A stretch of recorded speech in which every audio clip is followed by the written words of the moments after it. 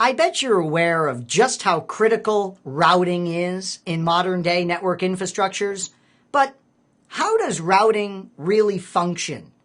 You may know that a key ingredient in the world of these routers is something called a routing protocol. But are all routing protocols created equal?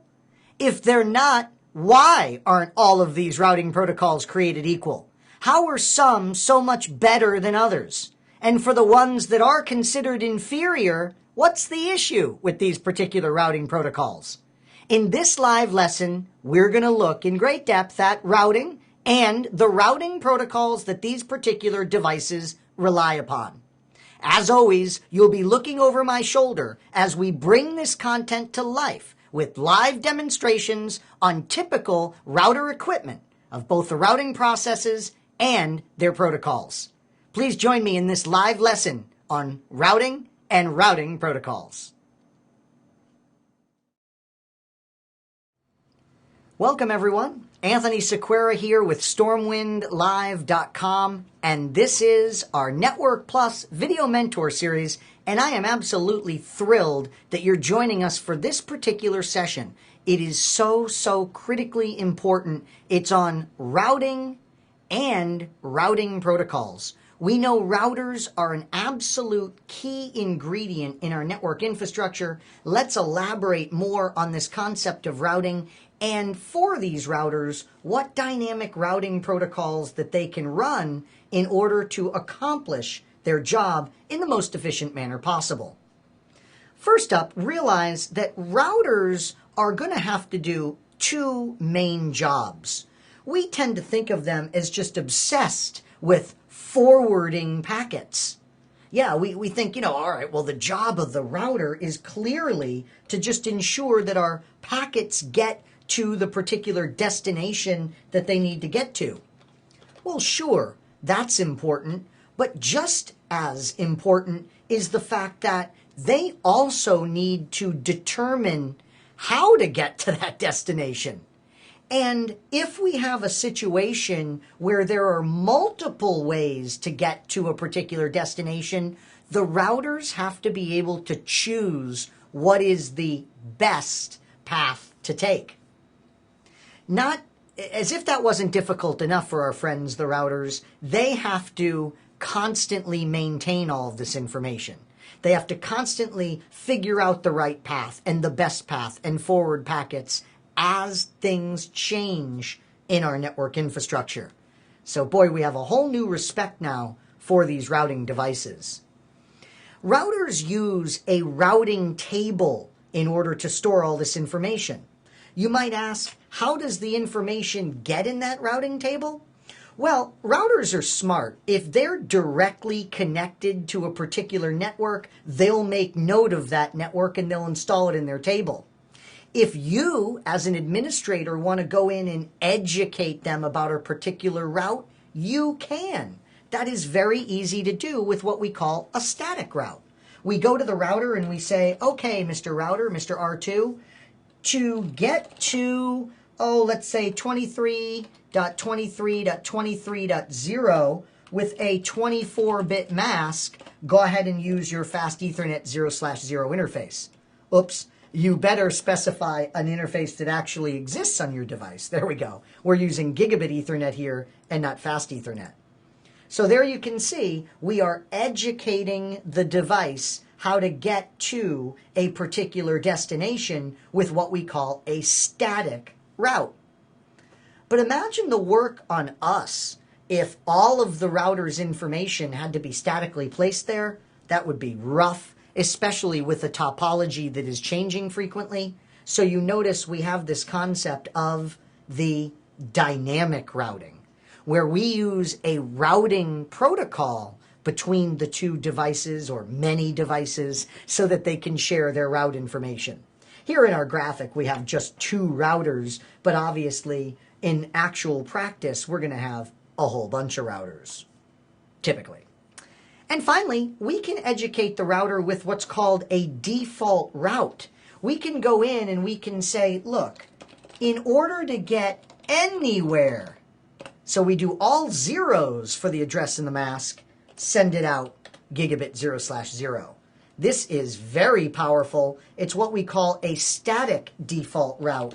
And if you look at your routing table with show IP route, you can see that these static entries will make it in. Now, wait a minute, they didn't make it in. I wonder why. Well, it's because the interface that we referenced isn't enabled. So once that interface becomes enabled, now if we do our show IP route, we can see, ooh, wait a minute. I bet you I have to rerun the commands now. Oh, no, I know what's going on.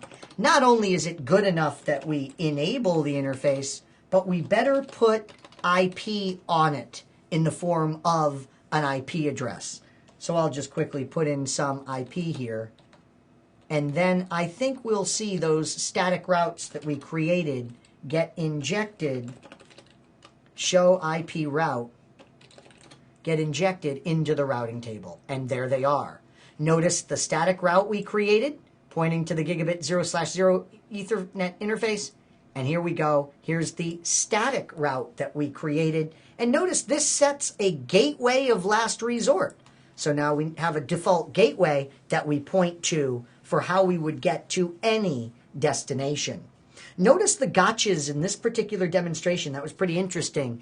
In order to have a static route pointing to an interface, that interface better be up and that interface better be running the IP protocol.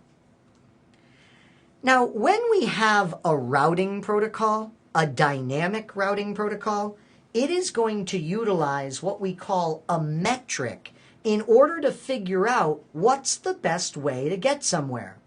Your simplistic routing protocol, RIP, uses a simple hop count. Okay? How many hops away is the particular destination? That's overly simplistic. EIGRP uses bandwidth and delay values in its calculation of metric, and OSPF uses cost. Yeah, it's nice. It uses cost, which is based on bandwidth. So pretty clever. Now, our dynamic routing protocols, not only do they use different parameters for their metric decision, but they're also going to be given a different administrative distance. You see, what happens if your router says to you, Anthony, or insert your name in place of my own, your router says to you, Anthony, I can get you to that destination using RIP. Or I can get you to that destination using OSPF. In other words, two dynamic routing protocols are each saying that they can get you to the destination. What's the router to do? Which one should it believe? Which one should it use? Well, that is what this administrative, hey, we don't want to be back at the command line. That is what this administrative distance is all about. The lower the score, the better, and that protocol will be believed. I don't like to call this administrative distance because it has nothing to do with distance. I like to call it trustworthiness. This is the trustworthiness score of the routing protocol. Lower is better. OSPF, it's no coincidence, is more sophisticated than RIP, and that is why OSPF got the better, the lower score. Yeah, that's pretty cool. So administrative distance, who we are going to believe. Now, all routing protocols are not created equal. Distance vector is the early approach to routing protocols. These are considered first generation, and it's RIP. No wonder why RIP got that lower administrative distance. Link state are much more efficient routing protocols. OSPF is one of them. Lower administrative distance score, more preferred. EIGRP is so interesting. It steals the best features of distance vector and link state routing protocols, so we tend to call it a hybrid routing protocol that will be only available on Cisco equipment. EIGRP is a Cisco invention, and therefore EIGRP is only going to be found on those Cisco routers. Another distinction between routing protocols is, are they classy or aren't they classy? This is the one time in life that it pays to be classless, folks. Yep, this is one time it's good to be classless. RIP version... Oh, we got a mistake here. Look at this. We repeated RIP version 1. Make note, this is RIP version 2. RIP version 2 is classless. As a matter of fact, I am so troubled by any mistakes. We don't want a single mistake in this class, do we? I'm going to change that right now because that's unacceptable. All right, here we go. RIP version 2 is classless. RIP version 1 is classful. What does all this mean? It means that this RIP version 1 doesn't send subnet mask information in its updates. Yuck, that's terrible. RIP version 2, OSPF, EIGRP, all our more sophisticated protocols, they will send subnet mask information in their updates, and this means we can use variable length subnet masking, a modern way in which to properly address our network infrastructure. Pretty cool. More distinctions in these early protocols from these later protocols. Border Gateway Protocol is another routing protocol that we want to be familiar with as a Network Plus professional. And the difference between it and all the rest is the fact that BGP is designed to route between organizations, and our others called IGPs, like OSPF and RIP and EIGRP, they're all designed to do the routing within an organization. So if I'm a company, XYZ company here in Tampa, Florida, I want to go ahead and use EIGRP on my Cisco equipment inside my company. But when it comes time for me to send traffic to an internet service provider and then that internet service provider to send my traffic all over the world, that's what's handled by Border Gateway Protocol, BGP. So internet service providers really end up knowing their BGP. Well, let's wrap up this video by doing a demonstration of one of our routing protocols. Let's do the silly little RIP. All right, here we go. In order to configure RIP, we go into global configuration mode on the router and we say router RIP. Now, we don't want to run the old crummy version, RIP version 1, so I right away say version 2. So we're going to run the new and improved version of RIP. Next up, we take a look at what IP addresses we're using. So I'll do show IP interface brief, and we can see over our serial interface we're using this address right here, 10.10.10.2.